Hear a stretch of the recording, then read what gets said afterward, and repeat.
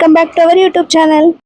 Thumbnail already చూసే ఉంటారు కదా, మన టేస్టీ అండ్ స్పైసీగా ఉండే మన ఫ్రాన్స్ ఫ్రై ఎలా చేయాలో చూసేద్దామా మరి. ఎవరైనా చాలా ఈజీగా చేసుకోవచ్చు. ఒకసారి చేసుకొని తిన్నారంటే బావ్ అనాల్సిందే అనమాట. మరి ప్రాసెస్లోకి వెళ్దామా. 1/2 kg ప్రాన్స్ ఇవి నీట్గా ఉప్పు పసుపు వేసి క్లీన్గా కడుక్కోవాలి. దానిపైన ఒకటి బ్లాక్గా ఉంటుంది అనమాట, ఇట్లా తీగలాగా, అదైతే తీసేసుకోవాలన్నమాట. తర్వాత వాటర్ లేకుండా ఇలా బౌల్లోకి వేసుకోవాలి. వేసుకున్న తర్వాత ఉప్పు పసుపు లెమన్ ఉంటుంది కదా, హాఫ్ లెమన్ పిండుకోవాలన్నమాట. పిండుకొని కలపాలి. ఆ ప్రాన్స్కి పట్టేలాగా కలపాలన్నమాట. కొంచెం స్లోగా కలపాలి, కొంచెం మెత్తగా ఉంటాయి కదా, కొంచెం స్మూత్గా కలుపుకోవాలన్నమాట. ప్రాన్స్కి పట్టేలాగా కలపాలన్నమాట. కలిపి ఒక 30 minutes కానీ 15 minutes కానీ పక్కన పెట్టుకోవాలి. నెక్స్ట్ ఇలా వెడల్పాటి గిన్నె ఉంటుంది కదా, మనకు ఫ్రై చేసుకునే గిన్నె, చేపల గిన్నె కానీ ఇంకేదైనా గిన్నె ఉంటుంది కదా, ఆ గిన్నెలో ఒక 2-3-4 టేబుల్ స్పూన్ ఆయిల్ అయితే వేసుకోవాలి. వేసుకున్న తర్వాత మనం ఏమైతే పక్కన పెట్టుకున్నామో 1/2 hour తర్వాత ఇలా ఫ్రై చేసుకోవాలన్నమాట. మనం కలిపేటప్పుడు ఉప్పు పసుపు నిమ్మకాయ పిండేసాం కదా, ఆ వాటర్ అన్నీ అలా ఉండిపోతాయి కాబట్టి అవి వాటర్ని తీసేసి ఇలా ఆయిల్లో వేపుకోవాలన్నమాట. ఆయిల్లో వేపుకున్న తర్వాత కూడా వాటర్ ఉంటాయి కదా, ఆ వాటర్ అన్ని పోయి ఆయిల్ అయితే పైకైతే తేలాలి. నేను చూపిస్తున్నాను కదా, అలా తేలాలన్నమాట. ఎక్కువ ఇంకా ఉంచేసి తర్వాత కలుపుదాంలే అనుకోవద్దు, కలుపుతూనే ఉండాలన్నమాట.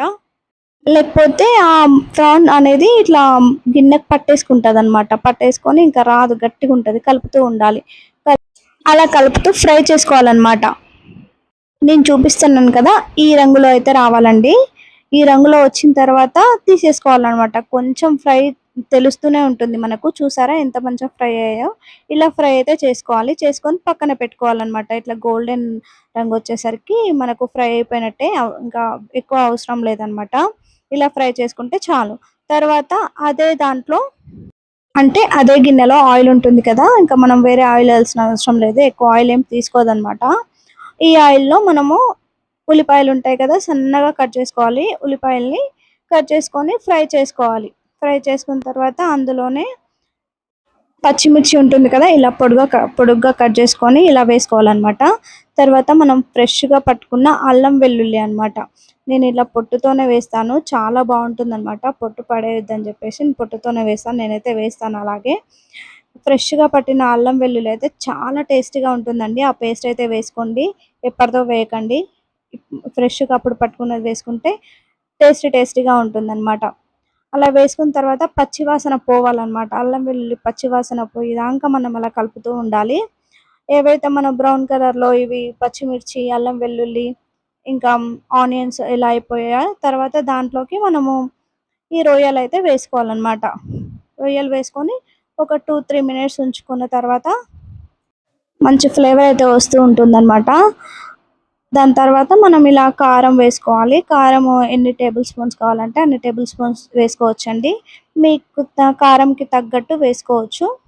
అంటే మీరు ఎంత తింటారో అంత వేసుకోవచ్చు అనమాట. కొందరు స్పైసీగా తింటారు, కొందరేమో ఇంకా అసలు కారమే తినరు, చప్పగా తింటారనమాట.